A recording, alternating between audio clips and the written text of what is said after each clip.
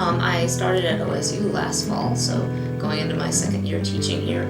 Previous to moving to Oklahoma, I taught at Warren Wilson College, which is a small college outside Asheville, North Carolina.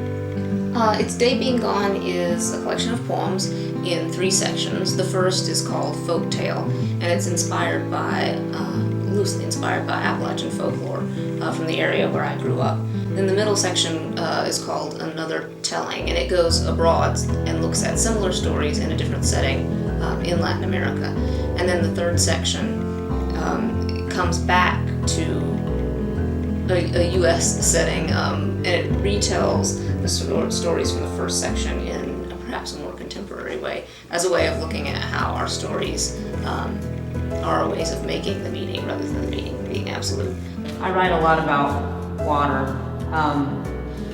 My dad's an aquatic biologist, so I've always learned to navigate by rivers and tributaries and think about land in terms of water.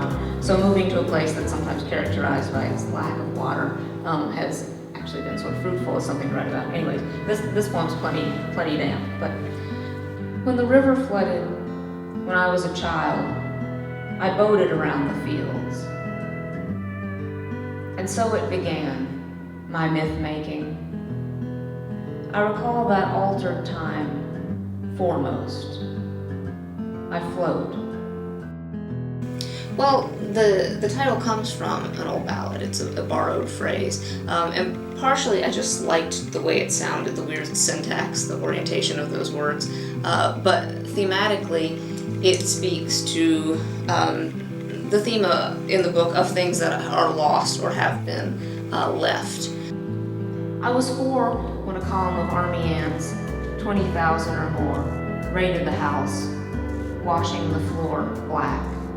Yeah, location and landscape have always been what prompted me to write. And in the past, I was living somewhere where I had lived all my life and where I had a lot of history, so I was deeply immersed in those stories, and I thought that if I didn't know anything else, I at least had some expertise about that place.